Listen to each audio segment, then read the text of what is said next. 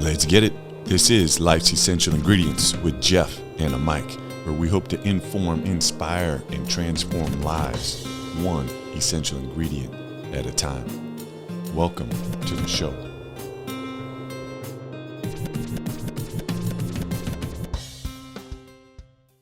Listeners, thanks for tuning in to another episode of Life's Essential Ingredients. Still can't believe my Pasho and I are season 2. This is like episode 29. We're coming from Fayetteville, North Carolina with the incredible Dr. Toby Travis. Just want to say hello to everybody. First of all, hello.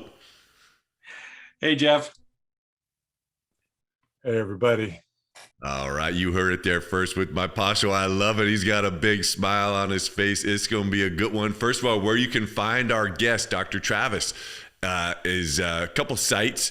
The first one is trustedconsulting.org. And it's TRUST and then a capital ED, not that that matters on the when you're just Googling stuff, consulting.org or trustedbook.info. He's got an incredible book out that we're going to explore in this episode. So first of all, Dr. Travis is the author of the award-winning book, Trusted, The Bridge to School Improvement. Available at Amazon, featured in Forbes, and named Book of the Month, and nominated for Book of the Year by the Magic Pen. Congratulations on that, first of all, Dr. Travis. Dr. Travis holds an undergraduate degree in theology, a master's in religious education, and a doctorate in education. Dr. Travis is the founder of Trusted, a framework for business, organization, and school improvement focused on developing trusted leaders. In addition, he is an executive consultant with the Global School Consulting Group, an adjunct professor for the International Graduate Program of Educators for the State University of New York College at Buffalo, and an experienced teacher and school administrator. Dr. Travis is currently serving as the superintendent of the Village Christian Academy in Fayetteville, North Carolina. Dr. Travis's work as a speaker, trainer, and consultant has taken him throughout the United States, Europe, South Asia, Central, and South America, and now to the pinnacle of his career, Pasho. And you like how I gave that extra emphasis? Pinnacle of his career, a guest on Life's Essential Ingredients. Dr. Travis, welcome to the show. I have arrived. Thank you, guys. Oh, man. So, yeah, thank you so much for being our guest. And one of the favorite parts of the show, a little bit of pressure on Mike and I to pick these quotes. But we are, like I said, season 2, episode 29. So we got a few of these babies, and we are 100% on these. And so I'm really curious to see what you think about this one. And I picked this one after researching you, and I'm just going to ask you, hey, why did I pick that one for you? And it's from Sidney J. Harris. And here it is. The 3 hardest tasks in the world are neither physical feats nor intellectual achievements, but moral acts. Return love for hate, to include the excluded, and to say, I was wrong. Why did I pick that for you?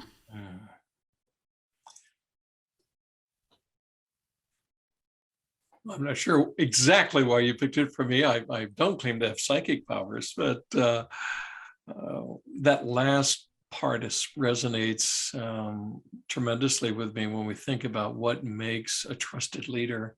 You know, transparency, vulnerability. Big fan of the work of Jim Collins and Good to Great. And, you know, he talks, his level 5 leader is someone who is passionate about their mission, but humble.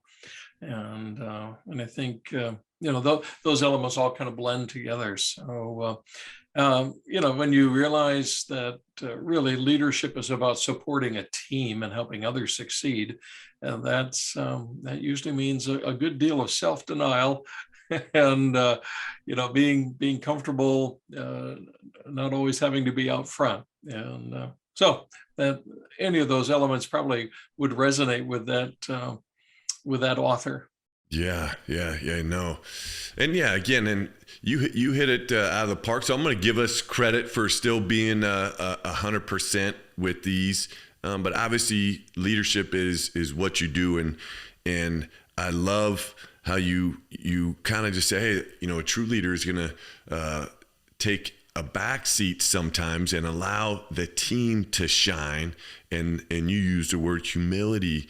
And yeah, I think that's just such a great visual, you know, and I guess let me just get in before I get into your background, and just this thought is just coming to me right now. But when did that hit you of, I've done this enough where I have the self-belief and the confidence to be able to sit in the back seat and allow everybody else to shine?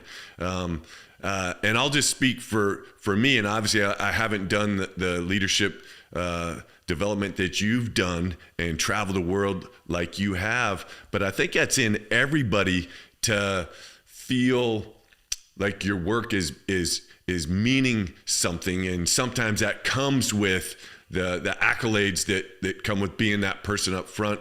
But when did you get into that space, or maybe you were always there and you don't have a big ego like I used to have? But I think that's part of what drives people. You know, I'm not being real articulate with what I'm asking you, but hopefully you're getting the gist, because I think that's the transformation. I think that's a huge step that leaders can take, that is a process to go through. Can you speak to any of what I just made zero sense with? Well, you know, I think back to my early career was actually in show business, and many leaders, they have aspirations, whether it's in the entertainment world, or it's manufacturing, or it's medical, or whatever the field may be. They are individuals who have aspirations. You know, they tend to be dreamers. They tend to be type A type personalities, right? That are just going to go and get it.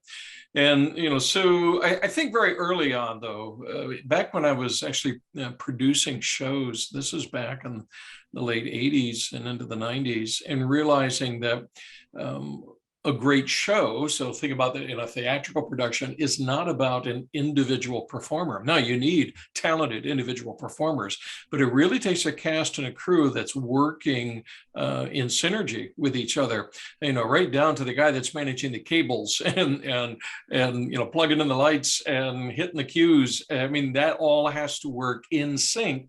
And really, that was probably a life lesson right there. But Jeff and Mike, to be honest, you know, it's a daily, continual, intentional recognition when you're working with a team. And no matter, you know, again, I think what it plays in any kind of setting, that you have to intentionally remind yourself that the work here is about making others successful. And the more you invest in others, what's interesting is that, you know, what's the analogy? You know, it's you know, the more you seal up the ship, and as the whole boat rises, you all kind of go together. And this is where we find the most effective leadership is those who get it, that it's not about just being a charismatic leader or somebody with a passion or a mission or a talent. It's about surrounding yourself with others of like values, like mind, like vision, and working together to see that vision become reality. Mm-hmm. I'm writing down so many notes. Yeah, let's get in, as I'm finishing up these little notes. Let's get into, I know you talked about early on, you were in theater and a magician and everything. Let's go back even just, you know, where'd you grow up? What was life like growing up? And what was, first of all, maybe even how was your educational kind of upbringing? How did that influence anything that you've done throughout your life, good or bad, as far as education goes? Well, I would actually use the word surprising. You know, if you had asked me as a young person or as a young man, could I see myself as a school superintendent in the future? I would just think you're crazy. In fact, it's interesting when I do trainings now, you know, the last 12, 15 years, when I'm in front of a room full of school administrators, I'll ask them, okay, how many of you, this was your career trajectory? This is when you were going to college or undergrad. Yep, I wanted to be a school administrator. Put up your hand. No one raises their hands. It's like none of us intended to be here, but we end up here. And then you start talking about people's stories and why do we end up here? And it's because we see, and almost universally, you realize the importance, the critical nature of education and what's going on in schools today. It's been said, tomorrow, the future is literally walking in our halls today. And that sounds a little hokey, but it really is true. And if we want to look at, okay, what is coming down the road, well, all I have to do is just look in the hallway and here they come. So, okay, me, background, grew up rural Pennsylvania. I'm a country boy, grew up in the sticks. Our entire county was, I think, 10,000 people at that time. I'm the youngest of 6 boys.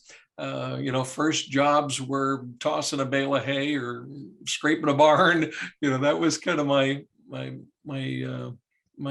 younger years, almost kind of a Mayberry experience. My hometown, I think population was around 1,100 at that time. So very, kind of small town, rural upbringing. Many people in that community never left the county, so now when I say, I think I've been in 27, 28 countries now, it's like, how in the world did that happen?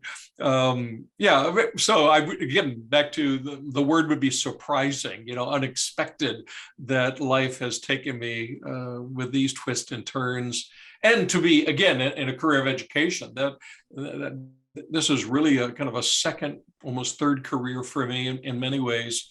But we never know the path God has us on. But when we get there, it's like, oh, right. Yeah, that makes sense. Here we are. I love it. That's an incredible story. And it's got to be fun to go back home and see some of your old friends and share some of your stories and hear some. Well, as the youngest of 6 boys, my brothers still, make me feel like I'm 10 years old when we're together, right? It's like your brothers never let you grow up. Yeah. And, so like, Dr. Toby, but that's okay. My mother always used to say, the more they pick on you, the more they love you. Yeah. And, oh, that's great. Did you have a key mentor in your life of somebody that said, hey, Toby, hey, this guides you this way? And who was that?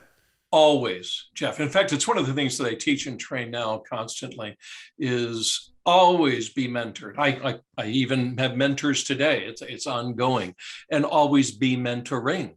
That old principle of who learns more, the teacher or the student? Well, it's always the teacher, right? So always be investing in others, and you're going to grow.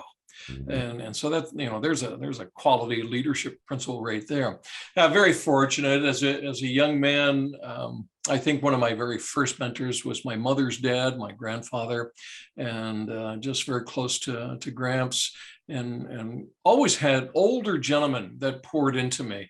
I think of one of my very first employers. I worked for a youth ministry and a gentleman who was getting ready to retire, and they were looking for a young blood to kind of fill his spot, and he just poured into me and was just a great influence. My showbiz career started out, a gentleman by the name of Robert Thrasher. Bob Thrasher had been a vaudeville performer in the 1920s, had been a gold medalist winner in the 1930s for performing.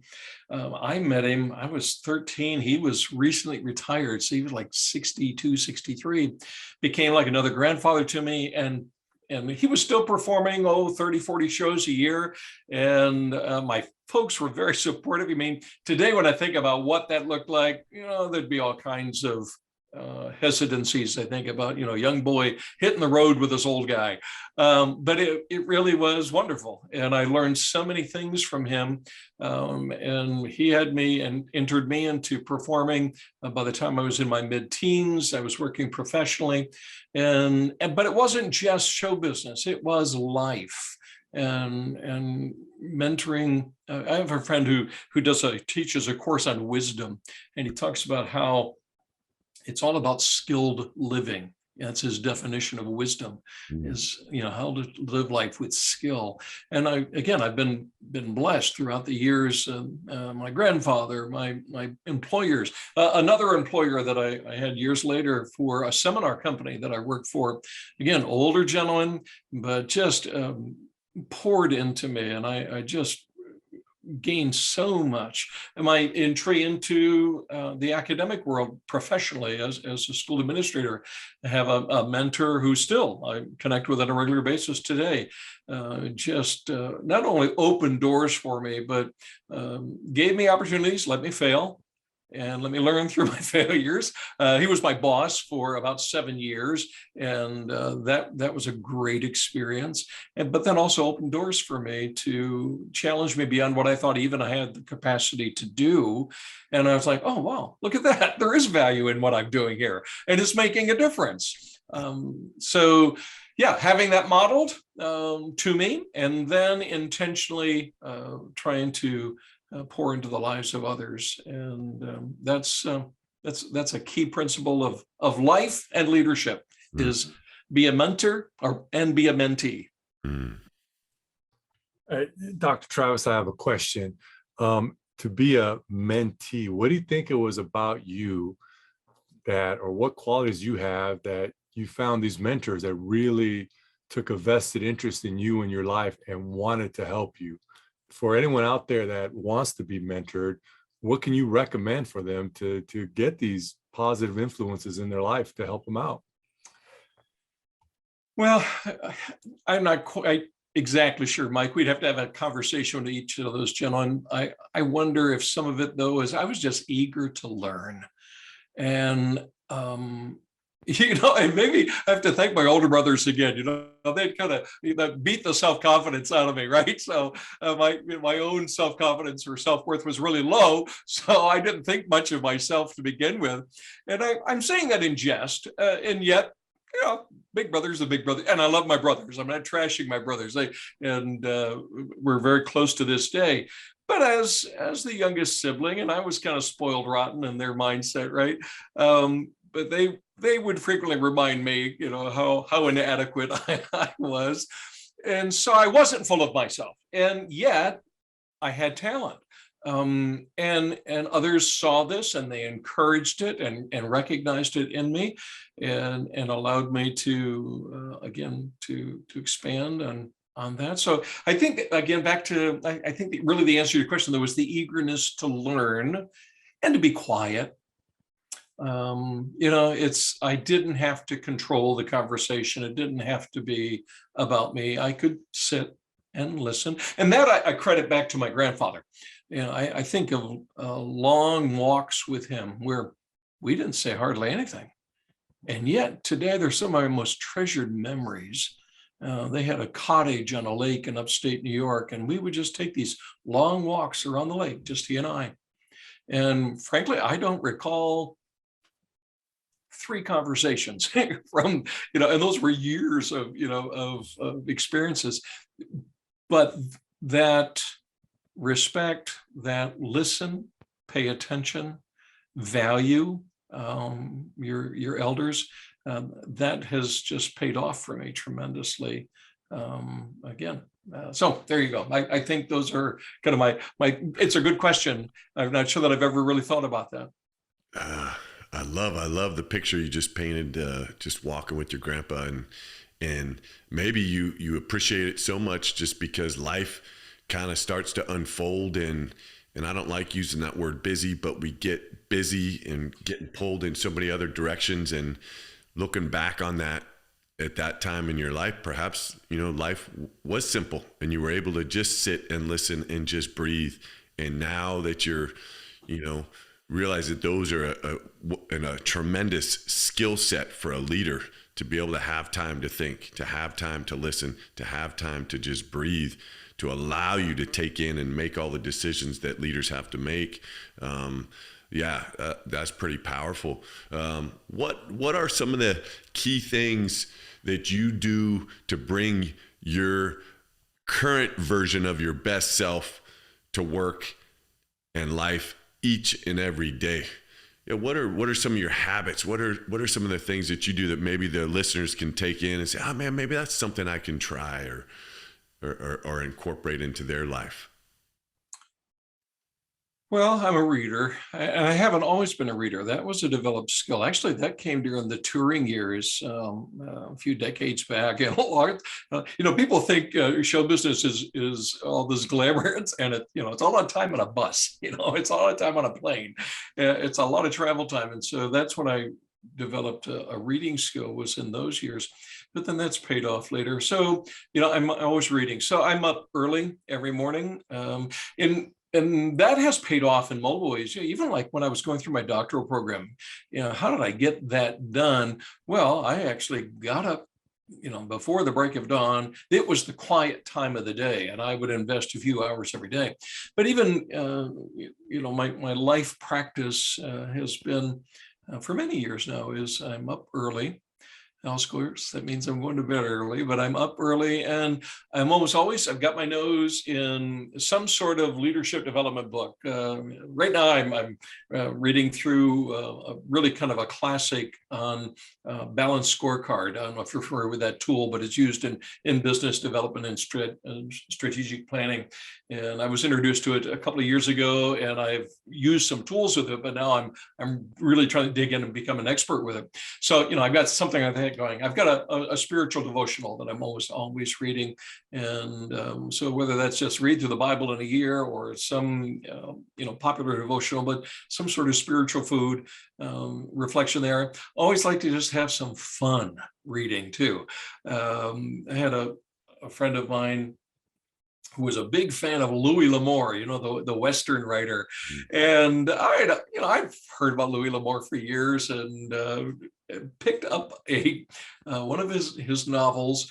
Actually, my daughter was in the library. She was looking for something, and I was just killing time, and I saw a Louis L'Amour novel. I picked up. Well, I just ate it up. It was fantastic. And so then for Christmas, my wife bought me like this entire series. And so, just total escape. And yet what I do appreciate about his writing is it's historical fiction, so it's fictional stories all interwoven with a lot of really cool historical facts.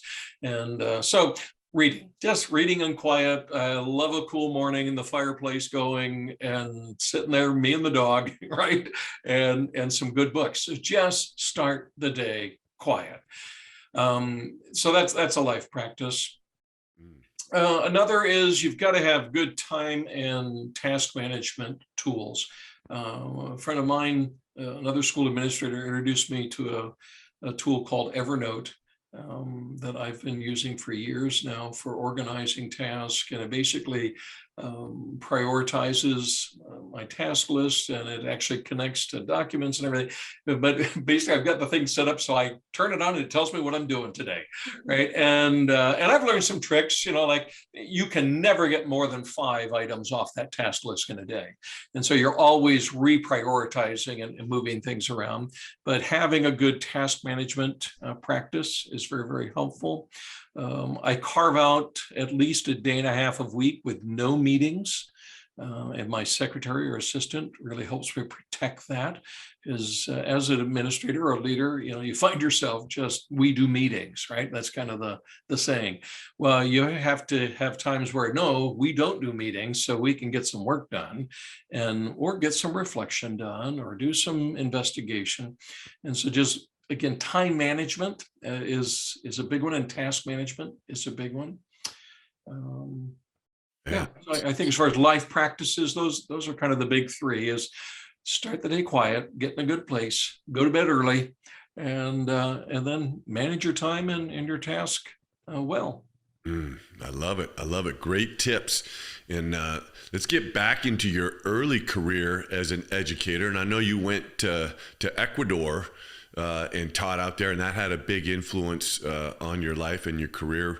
What are some key takeaways that you took from that time as an educator, and perhaps added to your life blueprint of a leader that have really paid dividends for you throughout your career?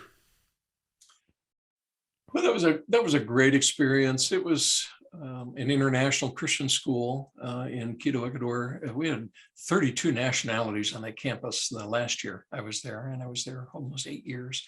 And so it was you had a mix of humanity on that campus, which was really exciting. And of course, we celebrated our multicultural nature. And yet what I also realized very quickly is diversity breeds distrust. Mm. We celebrate diversity, we want diversity, but what we have to remember is, and what we find is those are the hardest environments to create high levels of trust. So what you have to focus on are what are the shared values? Why are we here together?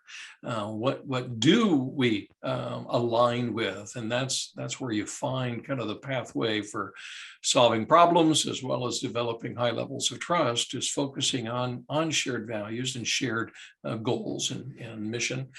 But I can certainly chalk that lesson up to those years there in trying to navigate, especially as I moved from teacher to administrator while I was there. So, I had the opportunity of kind of doing every role that I could within my my talents. So I started out as a classroom. I was a middle school and high school teacher, and then a middle school coordinator, and then I was a secondary principal. And before I left the school, I was their academic director, basically running the K-12 program. And so I got to kind of experience and see everything, but in a very, very diverse situation and in a complex situation. There you are in a developing country with a ministry of education that many of the practices were not in line with what we would identify from a North American perspective as best practice, and yet required. You had to have compliance. And so how do you navigate, meeting compliance and yet doing what's best for kids, what's best for your employees, and navigate the international complexities? We would have, it would be, and my wife is from Ecuador. So, we talk about this stuff all the time and experience it and see it. You would, in Latin America, you have to bookend every conversation. This was a skill I had to learn, was when you walk into an office or you greet someone and you need to talk to them. Hey, how was your weekend? How are the kids? What's the latest with this? And before you jump into business. Well, our North American teachers and administrators, and they want to get right to work. They're kind of like, oh, these Latinos, they're always talking. I'm like, yeah, well, it's part of the deal, right? And of course, the Latinos are, oh, these Americans, they're so rude, and just trying to navigate. Okay, about how do we do this together? And learning those kinds of lessons was a big part of that experience. So yeah, I think it was marvelous. Some of the best years of my life. Learned a lot in a very intense and really compressed amount of time, with lots of experiences in cultural sensitivities as well as leadership skill sets. I love it. I love it. And speaking of navigating, let's get into some current issues a little bit within education. And how would you guide, mentor a new school administrator who is just coming on with all these COVID challenges? And I specifically want to ask you, and I don't know, this might sound like not a great question, and it's maybe the nurse in me, but where would you rank the social emotional learning of students from that school administrator's list of to-dos on the priority list? And how would you help somebody navigate that? Because I don't know, I'm not in education. Mike and I both coach high school sports, and we're working, obviously with my players are 14 through 18. Mike's are probably a few years older than that. But yeah, we just know that the COVID has really taken such an impact on the emotional well-being. And how do you help the administrators find this balance of, hey, our job is to educate, but if we're not able to help our students be able to sit in that seat and kind of work through these challenges, they're not going to be able to take this education and do anything with it. What guidance would you have? And back to the question of helping a new administrator, kind of, man, where do you start with that? It has always been the priority. The pandemic has just exacerbated and made it all the more evident. So let me walk you through it this way. So when we look at school success, we most frequently we measure that by student achievement levels, right? That's kind of the product of a school. Is you want kids being high achievers, moving and matriculating onto whatever their passions are. So whatever that looks like, after their K-12 experience. Well, look at the research, and this isn't new research. This has been around, and it's been vetted and revetted and proven over and over again. What is the number one element or factor for student achievement? Well, it's student engagement.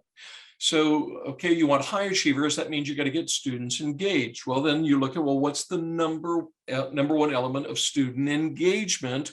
Well, it's internal motivation. Well, then you look at, okay, what is it that motivates students internally to get engaged in the learning? And the number one factor is a trusted relationship with their teacher. So it's not about content knowledge. It may be about pedagogy, and we can get onto that in a moment, or teaching skills.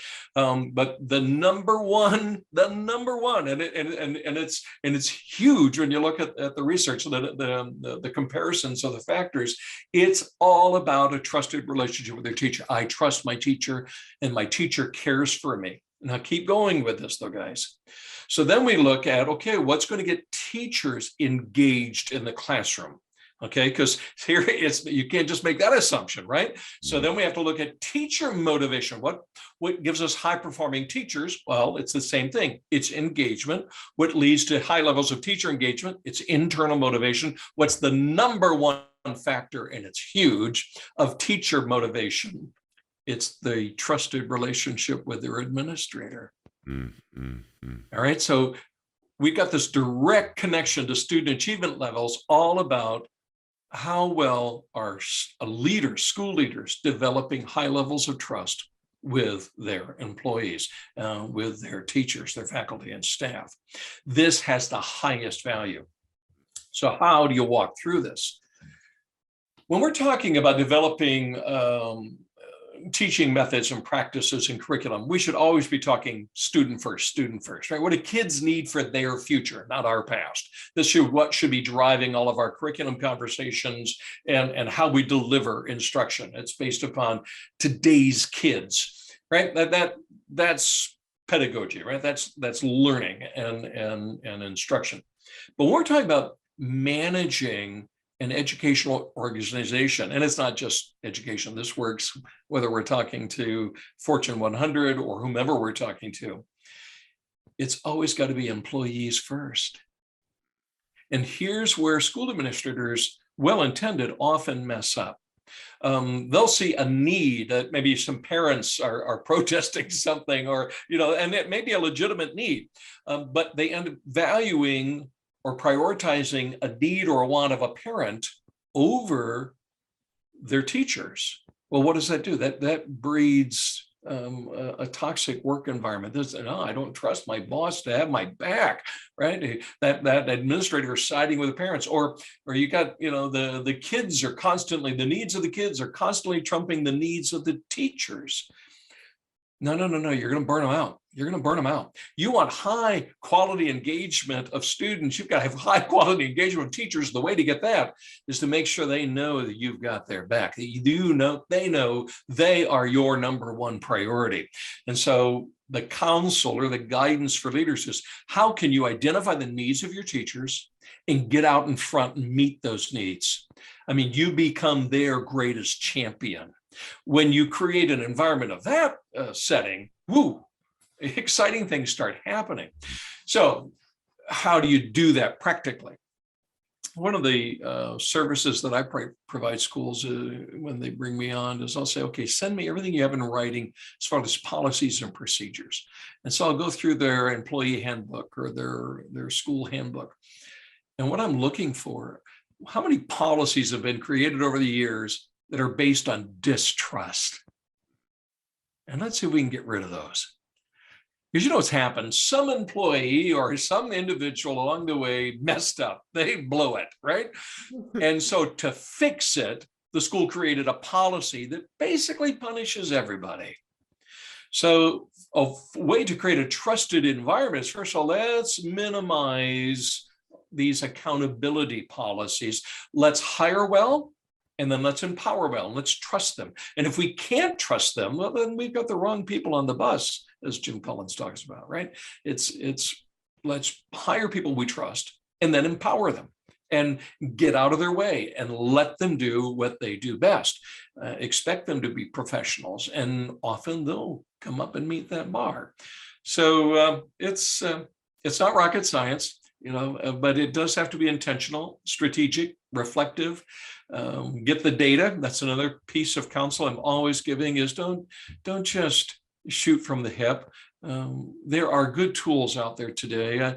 I've had the privilege of working with an organization that provides school data, and we have trust assessments. We can actually tell you the areas that need to be worked on and specific skill sets that leaders can develop to raise the level of trust and the relationship between leaders and their teachers. We have parent and employee opinion survey tools that give us data as far as, okay, what's going well, what really needs to be addressed. And so we have data to identify priorities. There are so many things to work on in any organization. One of the hardest things is identifying priorities for strategic planning strategic planning and then action planning. What are we going to do tomorrow about it? Well, you've got to have data to drive all that.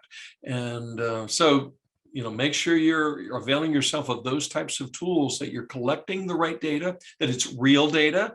That's another thing, with the popularity of tools like SurveyMonkey and Google Survey, a lot of folks have kind of fooled themselves into thinking they can just throw a survey together and that's going to get them data. It doesn't really work that way. There's a big difference between a self-created survey, which is fine if you're trying to figure out what do most people want for lunch on Friday. That's fine, right? But if you're trying to get real data, no, you need research-based, evidence-validated, if you will, questions on the surveys. You need professionals. Spend the money, get aligned with those tools, and then let those tools do the work for you. And what it's all about, I'm sorry, I'm being long-winded on this one, but the key point here is speed. In leadership development and change management, the big concern for everyone, whether it's education, manufacturing, the medical world, is how quickly can we get better? Well, the key to speed is good data.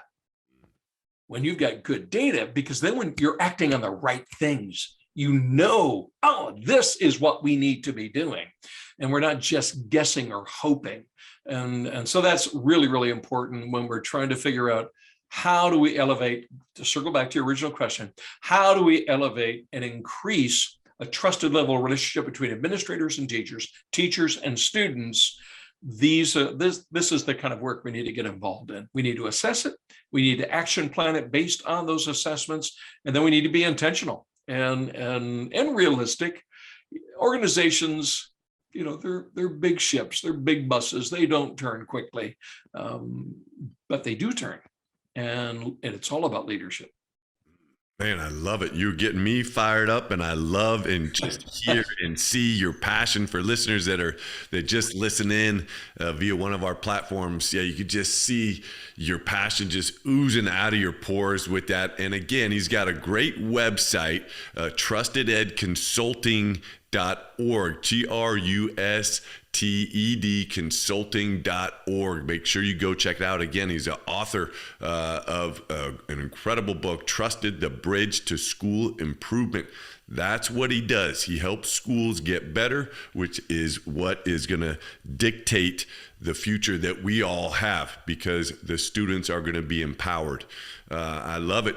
I don't mean for this to come out incorrectly, but the parents are a key driver in everything, in helping students achieve success. I think when we get the school culture right, with people trusting each other and analyzing and acting on the correct data that you were just talking about, how do we then get the other piece of the puzzle?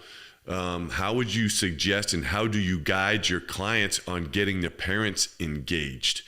to have that other piece, which maybe I'm wrong, but I think that's got to be a big Oh, component. you're spot on, Jeff. Absolutely, sure. In fact, in study after study, we have seen that the most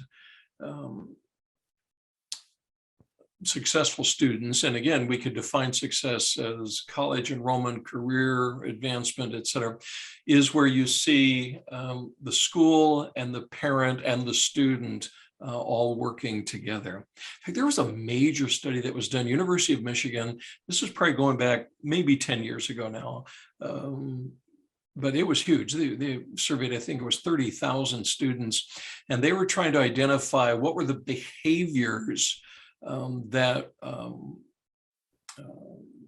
were representative of the most successful students. It was really interesting. You would expect to see things like taking AP courses or, you know, the level of homework, et cetera. It wasn't anything like that. It was the number one indicator of successful students was a daily family meal around a table where they're talking to their parents. Wow. The number one indicator. Had nothing to do with what school they were enrolled in, had nothing to do with what courses they were taking, had nothing to do with, again, the level of academic rigor. It was, they talked to mom and dad around a table. Wow. And when we look at our culture today, this is something parents really need to be fighting for, is that in our busyness, in our media-centered world, that we do not let that go, because we know this is a time for, well, again, I go back and reflect on my own childhood and growth, just all those conversations as a kid with adults.